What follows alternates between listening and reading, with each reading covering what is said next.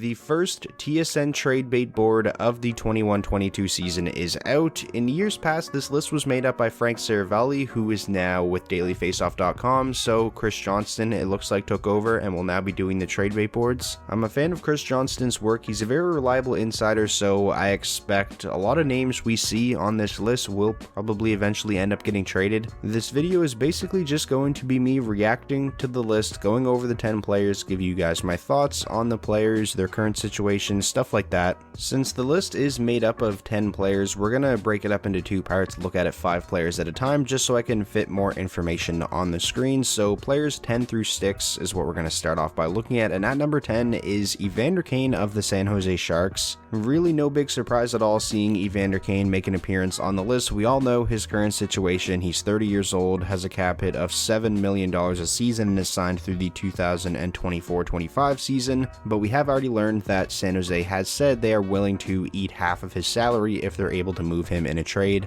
Now, if you were only looking at Evander Kane, the hockey player, you would think that this player would be appealing to a lot of teams, especially given the fact that San Jose is willing to eat half of his salary in a deal, so that would mean you'd be getting Evander Kane at $3.5 million a season, and this is a player who led the San Jose Sharks in scoring last season with 49 points in 56 games. He's had multiple 30-goal seasons in his career. Evander Kane is a good hockey player. It's just all of the other things, the off-ice stuff, the locker room issues, that's what makes trading for Evander Kane so difficult and really such a risk. And over the next couple of months, it's going to be really interesting to see if there's a team out there willing to take that risk, because it's a risk that could pay off if Evander Kane can just focus on playing hockey and play like we know he can. Moving on now to number 9 on the list, we have Phil Kessel of the Arizona Coyotes, 34 years old, a cap hit of $8 million a season, and I would imagine in a trade Arizona would retain some of that salary given the fact that he only has 1 year left on the deal and he's going to be a UFA at the end of the season. Phil Kessel is a really interesting player because he's not the player that he once was, but he's still a lethal offensive threat, especially off of the rush. He scored 20 goals last season in 56 games, only has 3 in 25 games this season, but still has 14 points. I can't imagine his trade value is extremely high. I don't think this is a player you would have to give up a first round pick to bring in. A couple of teams that I'll throw out as maybe a potential landing spot, the Dallas Stars and maybe the Boston Bruins, so going back to where he started his career. Obviously both of those teams are very much in the playoff race, and both of those teams are towards the bottom half of the league in terms of goals for per game. I feel like both of those teams could use a finisher like Phil Kessel, could use the depth scoring, so that's just an idea I'll throw out. Number 8 on the list is Kevin Fiala of the Minnesota Wild, and to me this is the most intriguing player on the trade bait board. He's a 25-year-old winger, has a cap hit of $5.1 million, but his deal is up at the end of the season. He's going to be a restricted free agent. Kevin Fiala is coming off of 2 consecutive 20-goal seasons with the Minnesota Wild, but hasn't exactly been able to find his goal-scoring touch so far this season. He has only 4 goals in 26 games. That being said, his offensive struggles, or goal-scoring struggles, I'll say, because he still has a respectable amount of total points, it really hasn't hindered the Minnesota Wild's performance whatsoever. I mean, as of today, they're literally the first-place team in the National Hockey League, so I feel like that has to make Bill Guerin think, well, maybe we don't need Kevin Fiala, and maybe we can move this player out who probably has a decent amount of trade value and bring in somebody who can help us in an area where maybe he thinks they need help. If Kevin Fiala is indeed on the trade market, I feel like there's a lot of teams out there that should be all over this. I feel like Kevin Fiala has the potential to be a 70-plus point player across an 82-game season. He's very good, and like I said, I feel like he's the most intriguing player on this list. At number 7 on the list, we have Vitaly Kravtsov, prospect for the New York Rangers, their 9th overall pick from the 2018 NHL draft. Definitely not a surprise to see him on the list. He requested a trade, as everybody knows. He's currently playing in the KHL, has 9 points in 12 games over there. This is a player that I do fully expect to see traded at or around the trade deadline. The New York Rangers look to be legit contenders this season, and I'm sure they're going to be looking to improve their team even more when trade deadline comes around, and as opposed to maybe trading away a first round round pick for a big time rental, you insert Vitaly Kravtsov in that deal instead. That's something that I expect to see happen. Moving on now to number 6 on the list, we have defenseman Nick Leddy for the Detroit Red Wings. 30 years old, has a cap hit of $5.5 million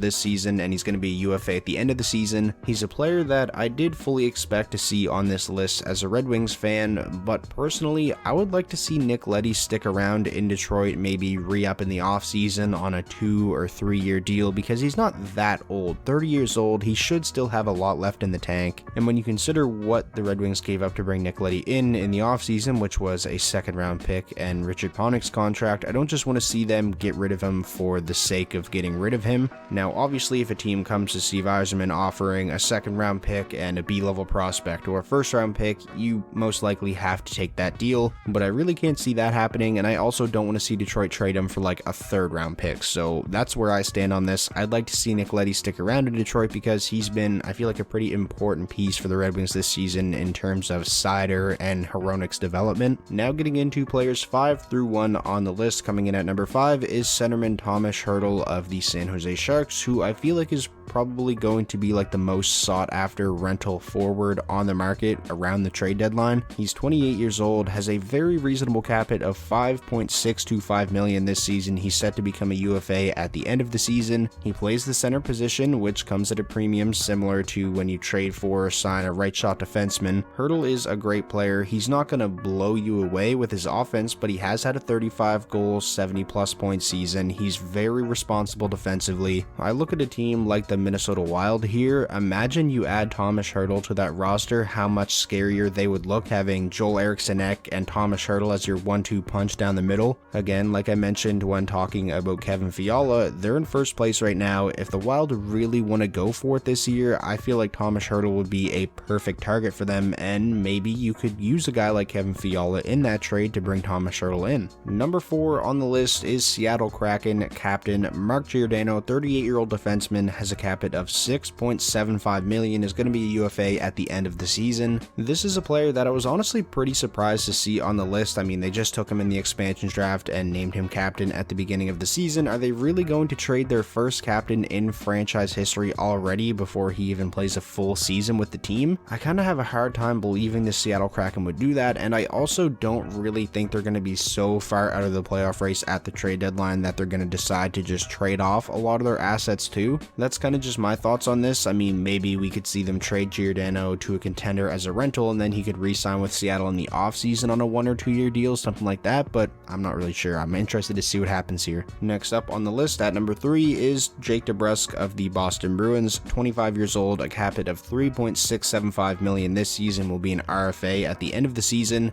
Jake DeBrusk, as we all know, openly requested a trade. His agent confirmed that, so it's pretty obvious that he would be on the trade bait board. I don't really have too much to say here because I did make an entire video about Jake DeBrusk's situation like a week or so ago, so go check that video out if you have not already. Number 2 on the list is Dallas Stars goaltender Anton Khudobin. 35 years old, a cap hit of about $3.3 million, and is actually signed through next season at that cap hit as well. It makes sense to see him on this list. I feel like Dallas is probably going to do everything they can to move him and try to get something in return for him. His play has kind of fell off of a cliff since his run to the Stanley Cup Finals with Dallas in 2020. He had a .905 save percentage last season. It's down to an .873 this season. He's really been bad this season. It's very clear that he's third on the Dallas Stars goaltending depth chart right now, behind Braden Holtby and Jake Ottinger, who are both playing really well, so I do fully expect to see Khudobin moved if there's any takers for him, which I'm honestly not 100% sure if there will be, just based off of his performance this season and last season, and given the fact that he's 35 years old, and it wouldn't just be a 1 year rental either because again, he is signed through next season as well. And now finishing off the first trade bait board of the season, at number 1 is defenseman Ben Sherratt of the Montreal Canadiens. 30 years old, a cap hit of $3.5 million this season. He's going to be a UFA at the end of the season.